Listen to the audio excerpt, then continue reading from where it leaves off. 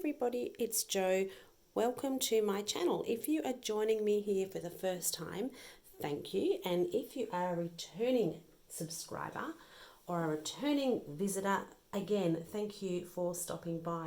So over the last few days, I have been exhibiting at a craft fair, and as a lot of you know, I love embossing folders. So I did quite a few different tips and techniques with embossing folders and adding ink. This is just a few of the different techniques that I tried, and I wanted to share with you another little technique with black cardstock, which is this one here.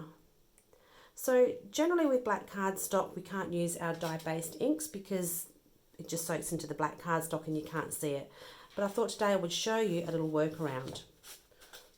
So we are working with the book cover engravings embossing folder from Altenew, but you could use any 3D embossing folder. This is just a favourite. This just seems to be a bit of a go-to. So what I'm going to do is I'm going to emboss my black cardstock.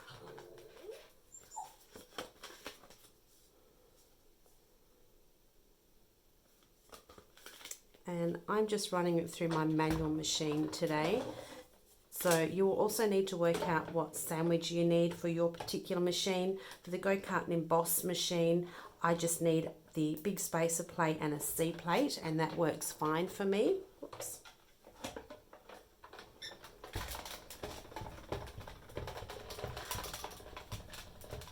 So I think, sorry for the camera shake, I think what I will do is I'm going to emboss two, just so we can try a couple of different looks.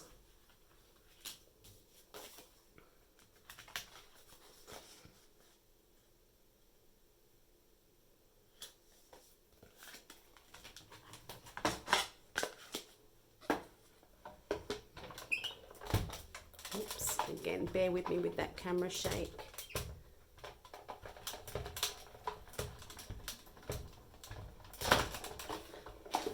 Okay, we're done. Let's move that out of the way.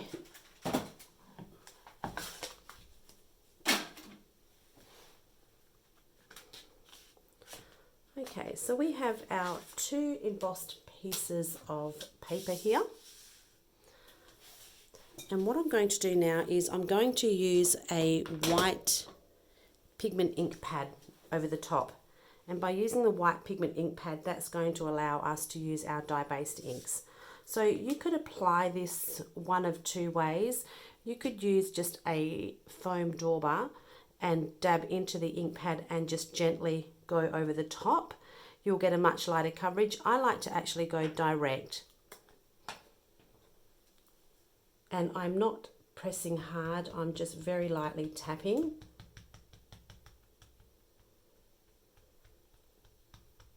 And you'll see that it is picking up just in certain areas.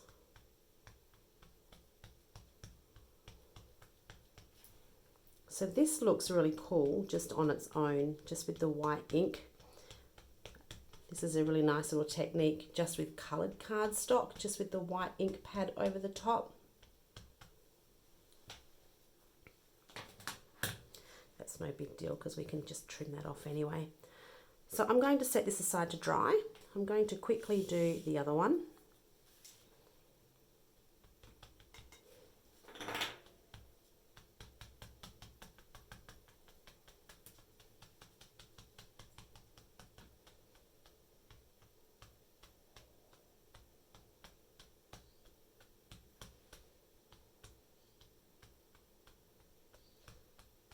And then we're going to add some colour.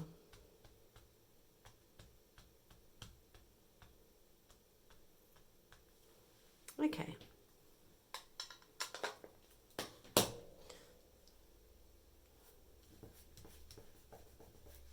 There we go, that's no big deal. So I'm going to set them aside to dry. Because this is a pigment ink, it does take a little bit longer to dry, and because I have dabbed as well, it is actually quite thick, so it is going to need a little time to dry. You could heat it as well if you want. I would suggest if you heat it with a heat gun, once it is dry, it might be an idea to run it back through your embossing folder again as well, which is what I will do at the end anyway, once my colour's on. So I have actually prepared 2 earlier. And these feel pretty good to go. So I've got my dye-based inks here. So these are little Altenew ink pads. And I've also got some oxides, because the oxides, we could use them direct on black cardstock without the white, but with the white it just gives it a little bit more definition.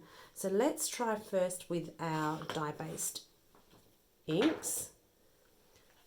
You can use a blender brush if you like to add your ink. You could also go direct if you're confident enough to go direct. I like these little foam daubers because I find I'm really light-handed with them, so I don't end up with ink everywhere. So I'm going to come in first just with the pink.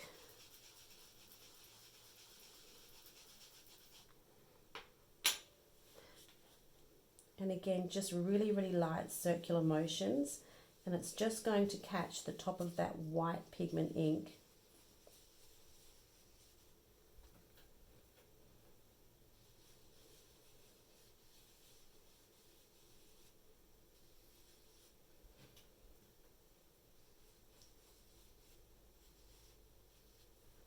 So I'm going to let that settle just for a little bit. You can see there, I'll bring it up for you to have a closer look. Now let's try the green.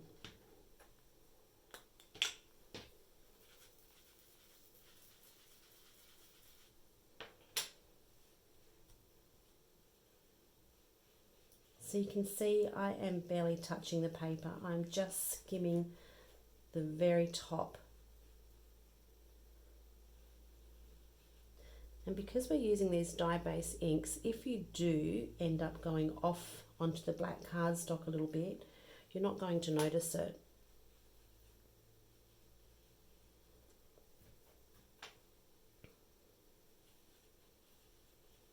I think my pink ink might need a little bit of a refill.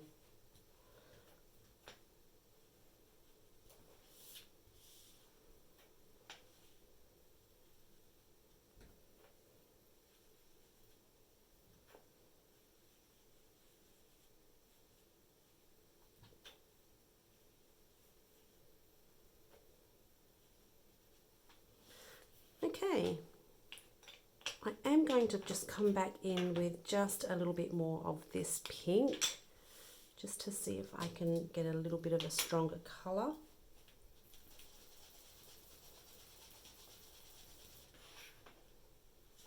Let's see how we go here. That's a bit better.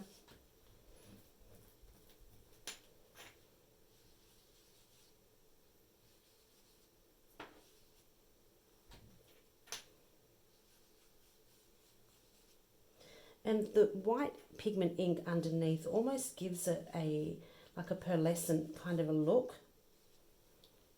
There we go. How pretty is that? Just bring that up for you to have a look at. Don't know if you can see the shimmer in it. I really like this little technique. So this is with our dye-based inks. Let's try what we get with the Distress Oxides. So I have got picked raspberry and peacock feathers.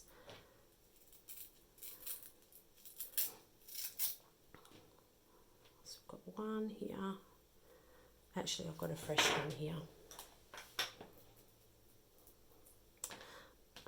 Let's go in with this colour first.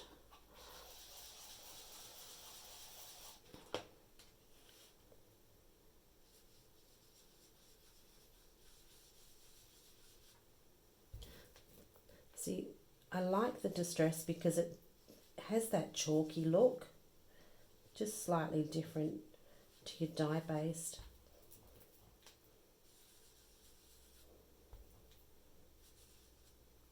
And it just pops a little bit more with the white underneath, as opposed to just using the oxides directly onto black cardstock.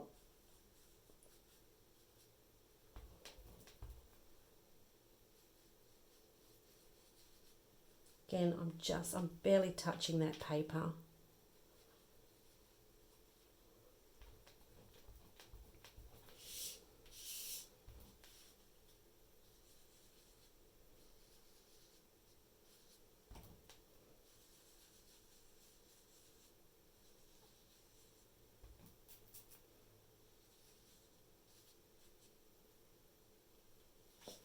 Okay, let's try some pink. I do like my oxides.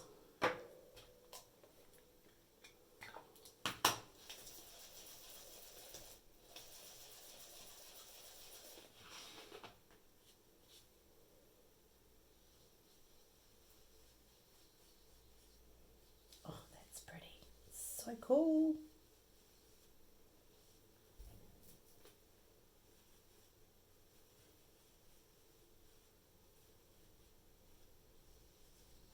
Add that.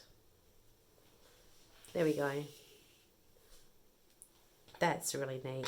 So there are oxides. So let me bring the other one back in so you can compare the two of them together.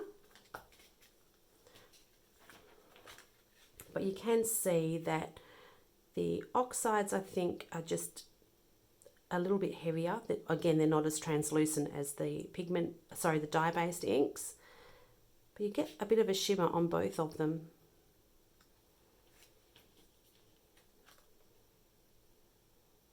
So there's another little technique for you to try, adding your dye inks and to your coloured cardstock. You could use this on any coloured cardstock, really. Looks really good on craft. I think I might have one here on craft. So there's a little example on craft cardstock, but I really like the look that you get with it on black cardstock.